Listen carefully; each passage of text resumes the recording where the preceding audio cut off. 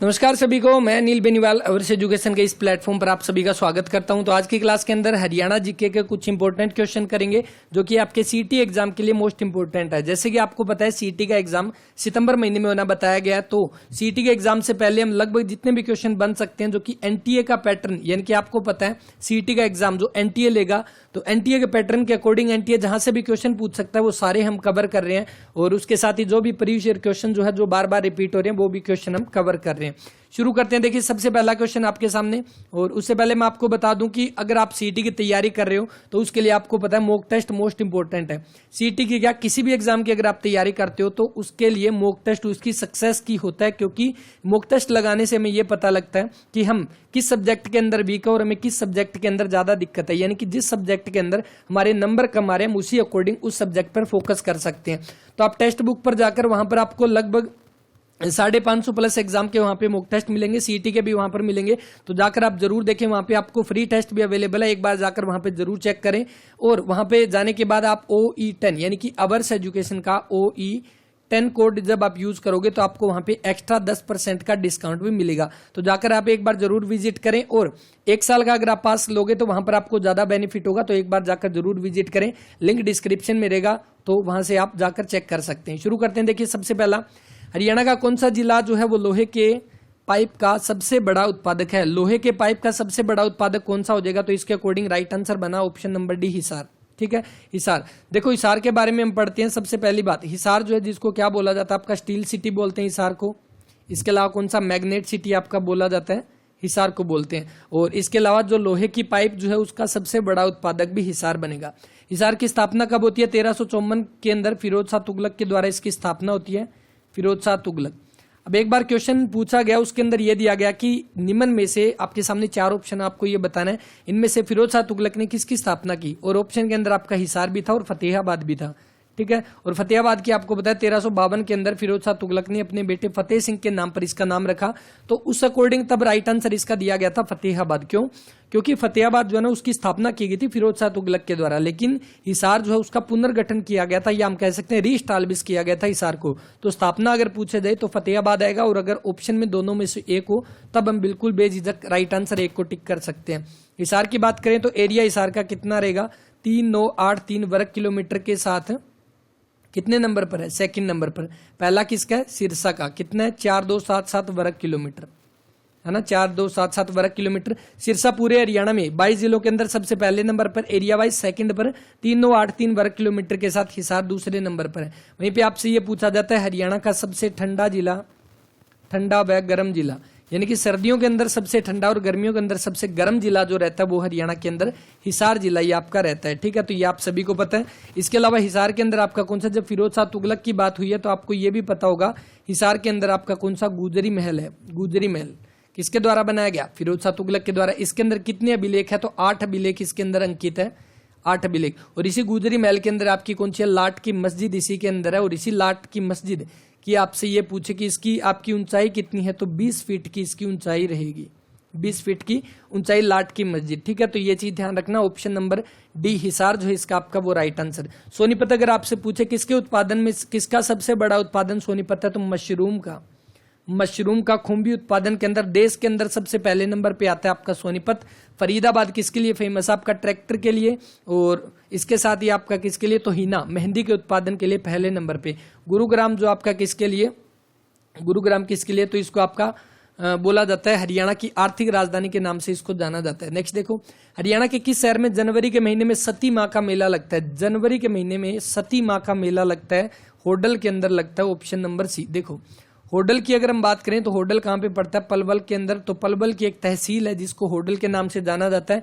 इसी होडल के अंदर जो है वो आपका हर साल जनवरी के महीने में सती माँ का मेला लगता है, और इसके अंदर महिलाएं देवी सती की पूजा करती है। और ये सती का मंदिर हम कह सकते हैं, देखो होडल के अंदर आपका कौन सा? सती का मंदिर। ठीक है, सती का मंदिर, यहीं पे आपका सती का मेला लगता है। और इसके अलावा सती का तालाब आपसे पूछ सकते हैं, सती का तालाब ये भी कहाँ पे? होडल के अंदर। सती का स्थान पूछ सकते हैं, तो ये भी होडल के अंदर है। ठीक है, तो ये चीज आपको इसके अंदर ध्यान रखनी है, ये तीनों चीज। और वहीं पे एक चीज और ध्यान रखनी है, किशोरी महल। तो किशोरी महल आपसे पूछा जाएगा, तो ये आपका कहाँ पे है? तो किशोरी महल भी आपका होडल के अंदर है। किशोरी महल कहाँ पे? होडल के अंदर। किशोरी महल किसने बनवाया था? राजा सूरजमल ने बनवाया था। राजा सूरजमल के द्वारा बनवाया गया कौन सा? किशोरी महल। राजा सूरजमल जो है इनकी पत्नी का नाम था किशोरी, ठीक है, और इनकी याद में इन्होंने बनाया किशोरी महल, जो कि कहाँ पे? होडल पलवल के अंदर।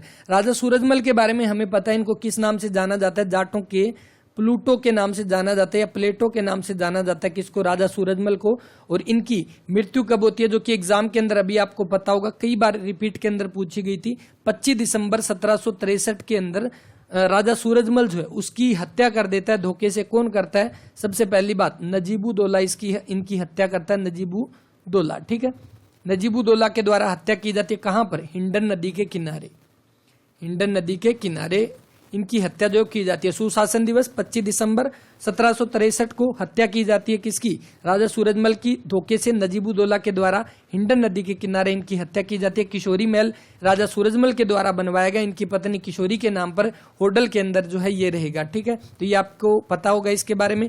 और बाकी होडल कहां पर है? पलवल के अंदर, हमने इसको पढ़ा, ठीक है। इसके अलावा होडल के अंदर और कौन सा है? 12 खंबा छतरी आपसे पूछ सकता है, 12 खंबा छतरी, ठीक है। तो ये आपका कहां पे? होडल के अंदर रहेगा। इसके अलावा होडल के अंदर आपका पर्यटक स्थल है जो कि आपसे पूछा जाता है, कौन सा? जैसे अंबाला के अंदर किंगफिशर है, उसी तरह से आपका होडल के अंदर कौन सा रहेगा? तो यहाँ पे डबचिक होटल जो है वो आपका डबचिक होटल कहां पर है? ये पलवल के होडल के अंदर है, जो कि पर्यटक स्थल रहेगा हरियाणा का इंपोर्टेंट। नेक्स्ट देखो, निम्न में से हरियाणा का सबसे लंबा राष्ट्रीय राजमार्ग कौन सा है? बिल्कुल राइट आंसर आप सभी को पता है, NH9 या NH10 जिसको बोलते हैं, जो कि आपका कहां से जाता है? दिल्ली से आता है और कहां पर? फाजिल्का को जाता है, दिल्ली से फाजिल्का। अगर हम देखें तो दिल्ली से ये निकलता है, सबसे पहले बहादुरगढ़ में एंटर करता है, और बहादुरगढ़ को क्या बोलते हैं? हरियाणा का प्रवेश द्वार बोला जाता है। हरियाणा का प्रवेश द्वार किसको बोलते हैं? बहादुरगढ़ को। उसके बाद बहादुरगढ़ कहां पे पड़ता है? आपका झज्जर के अंदर, ठीक है। झज्जर से ये जाता है कहां पे? रोहतक के अंदर, रोहतक में। रोहतक के बाद ये मैम जो कि आपका रोहतक में पड़ता है, मैम से आपका आता है हांसी, हांसी यानी कि हिसार के अंदर, हिसार आ गया। उसके बाद फतेहाबाद, फतेहाबाद के बाद आपका आ गया सिरसा, और सिरसा से ये डब्बा वाली होते हुए फाजिल्का को जाता है, जिसका आपका नाम NH9 या NH10 भी आपको दिया मिल सकता है। ऑप्शन नंबर बी जो इसका वो राइट आंसर। हरियाणा का सबसे लंबा राष्ट्रीय राजमार्ग कौन सा है? लगभग आप ये बोल सकते हो 285.85 किलोमीटर, या एग्जैक्ट हम कहें तो 286 किलोमीटर की लंबाई के साथ सबसे बड़ा जो है वो आपका नेशनल हाईवे हरियाणा के अंदर, जो कि NH9 या NH10 हो जाएगा। NH71 जो यहाँ पर दे रखा है, ये आपका कहां से कहां तक जाता है? तो नरवाना से बावल को जाता है NH71 जो यहाँ पर दे रखा है। इसके अलावा आपका कौन सा हो जाएगा? NH, ठीक है, ये हो गया। और एक चीज और ध्यान रखना, यहाँ पर परिवहन मंत्री की अगर हम बात करें, हरियाणा के परिवहन मंत्री कौन है? मूलचंद शर्मा। मूलचंद शर्मा हरियाणा के परिवहन मंत्री हो जाएंगे, तो ये भी आप इसके साथ ध्यान रख सकते हैं। तो इसके बाद देखते हैं नेक्स्ट, राष्ट्रीय डेयरी अनुसंधान संस्थान। अगर आपको याद होगा HCS के एग्जाम के अंदर ये क्वेश्चन पूछा गया था, NDRI, और आपके सामने 4 ऑप्शन दिए गए थे कि आपको ये बताना था इनमें से कौन कौन सा ठीक है। सबसे पहली बात NDRI, इसकी स्थापना कब होती है? 1923 के अंदर होती है। कहां पर? बेंगलोर के अंदर होती है। और जब बेंगलोर में इसकी स्थापना की गई ना, तब इसका नाम क्या रखा गया? तब रखा गया Imperial Institute of Animal Husbandry and Dairying, इसका नाम रखा गया, ठीक है। तो ये ध्यान रखना, Imperial Institute of Animal Husbandry and Dairying नाम रखा गया कब? 1923 में बेंगलोर में जब इसकी स्थापना हुई थी।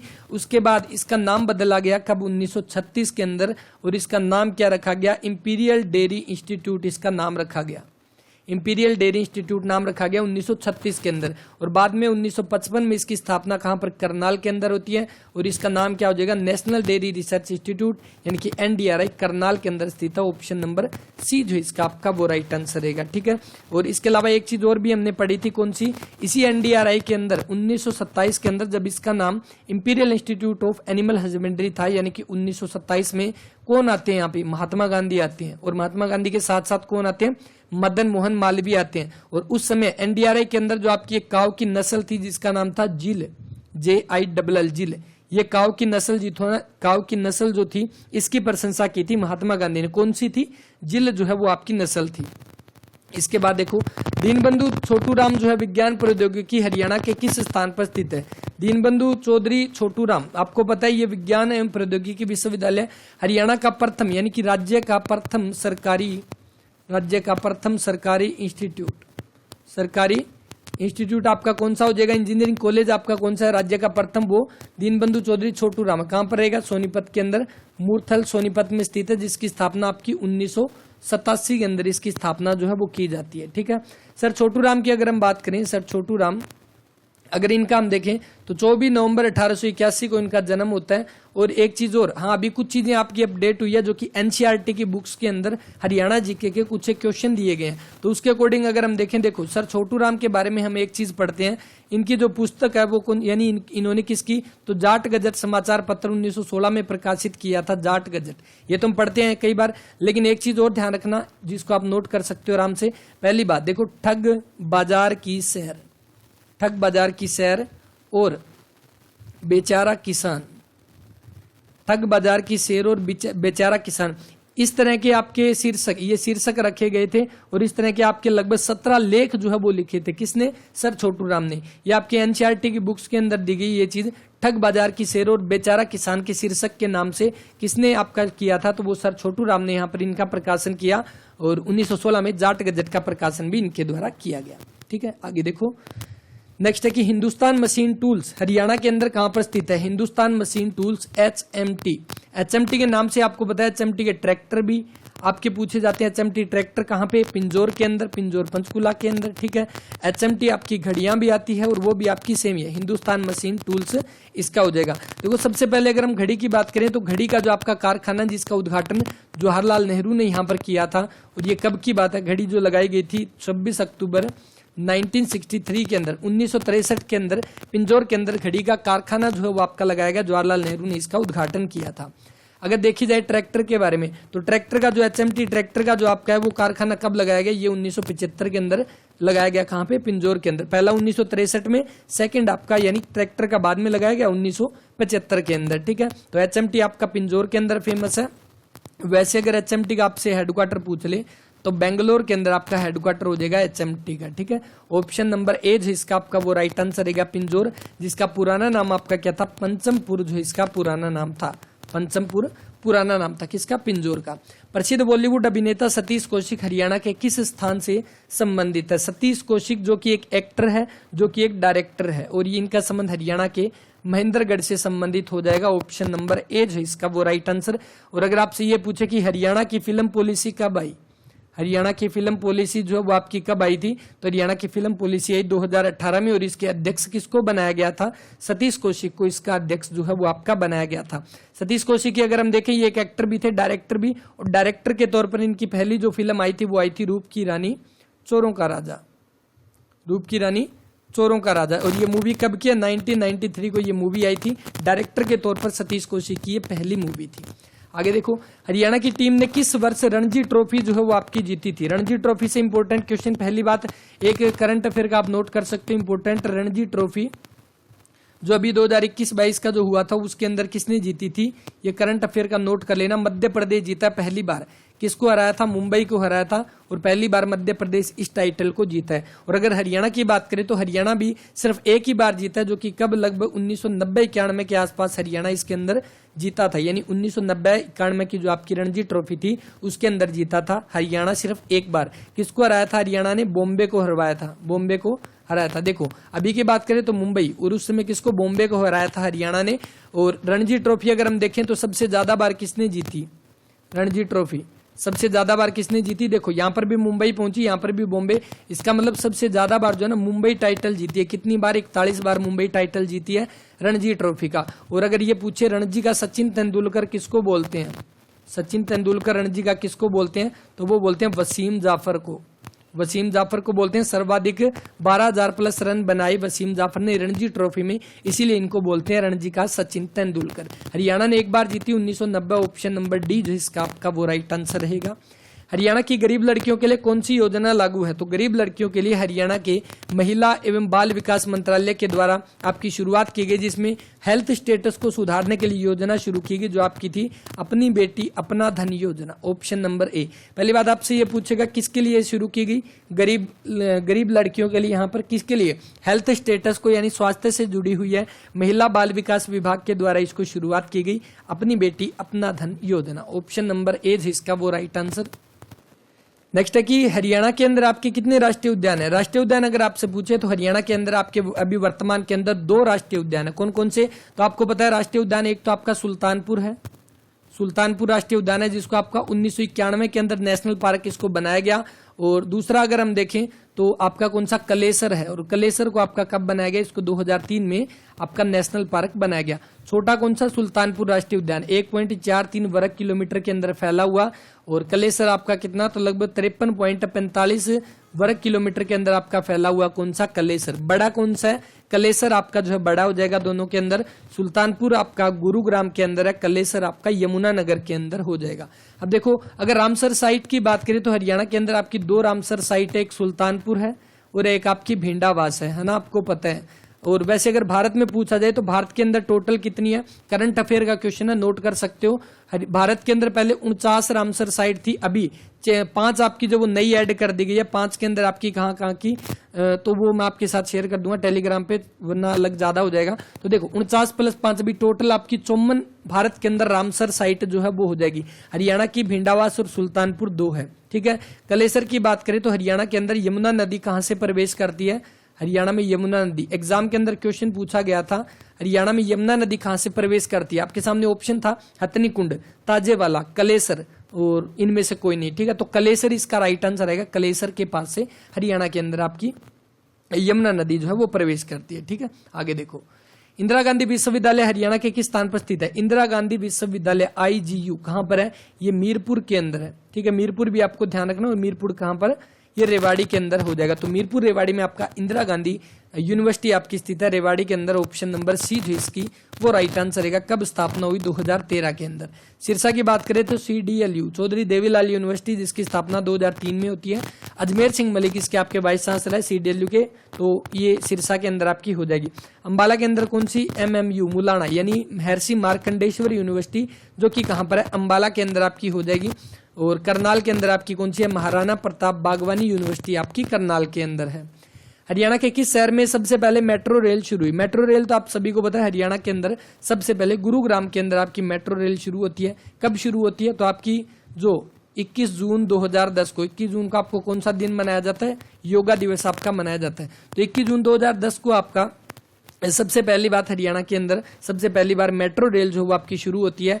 और अगर आपसे, ये तो मेट्रो रेल की बात हुई सबसे पहले, अगर आपसे पूछे हरियाणा की प्रथम रेल जो है वो आपकी कहां से शुरू होती है, प्रथम रेल, हरियाणा की प्रथम रेल अगर हम देखें तो हरियाणा का 1873 के अंदर जो बनता है सबसे पहला जंक्शन रेवाड़ी जो रेलवे स्टेशन है वो बनता है। और यहाँ से कहां से, रेवाड़ी से लेकर और दिल्ली तक सबसे पहली आपकी ट्रेन चलती है। कब, 1873 यानी कि वैलेंटाइन डे के दिन 14 फरवरी 1873 को रेवाड़ी से दिल्ली आपकी ट्रेन चलती है, हरियाणा की पहली ट्रेन, ठीक है।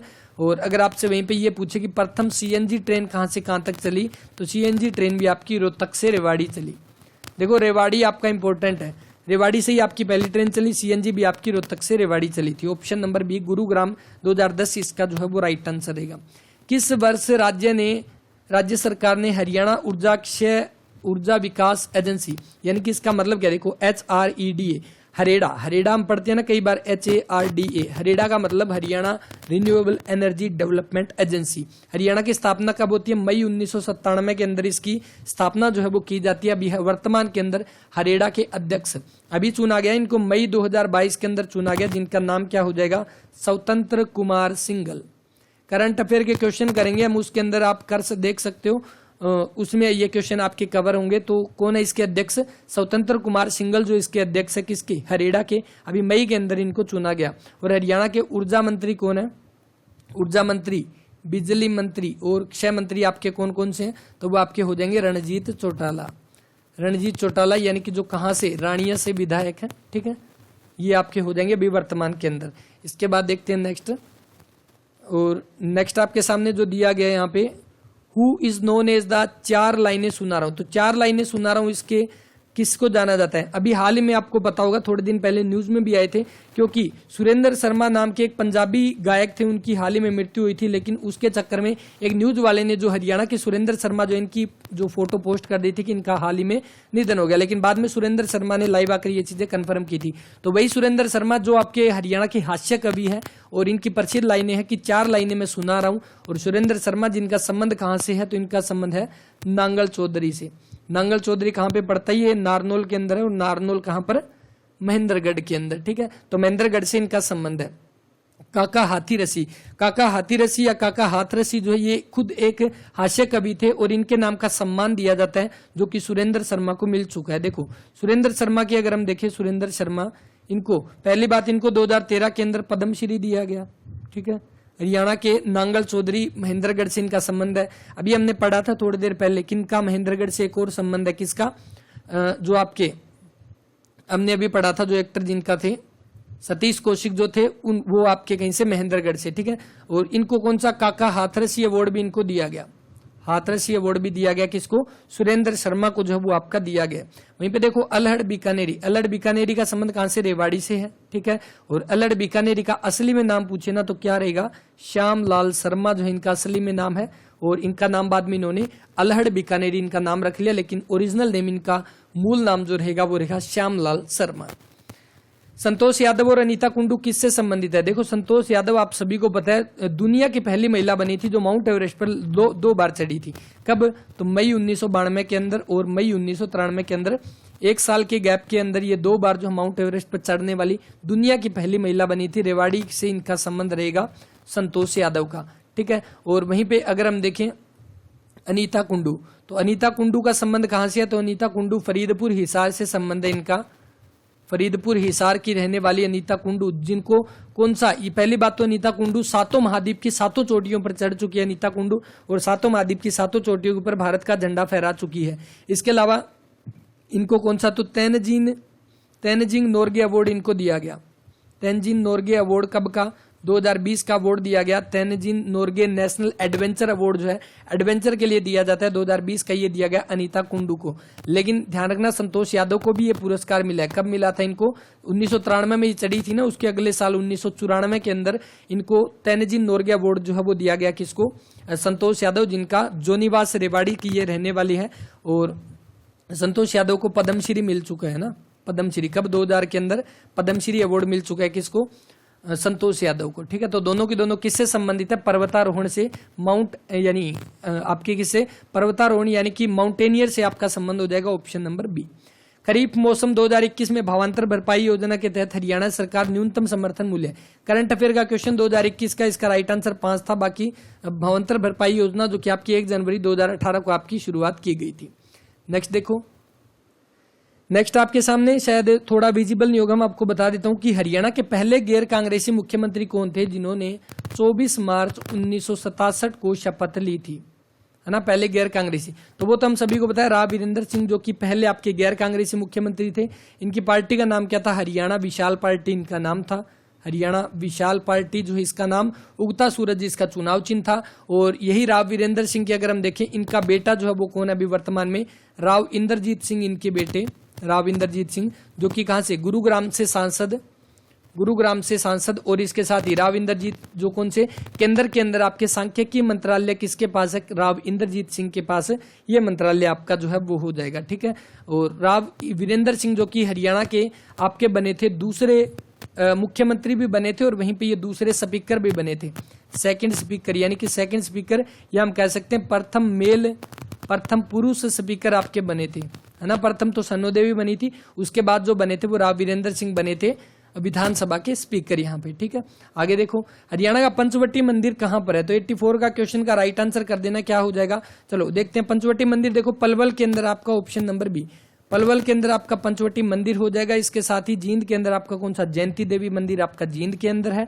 और केएमपी की अगर हम बात करें, कुंडली मानेसर पलवल, इस एक्सप्रेस वे के अकॉर्डिंग सबसे ज्यादा जो है वो लंबाई वाला जिला कौन सा, वो आपका पलवल है। यानी केएमपी के अंदर सबसे ज्यादा एरिया किसका आता है, पलवल का ही आता है।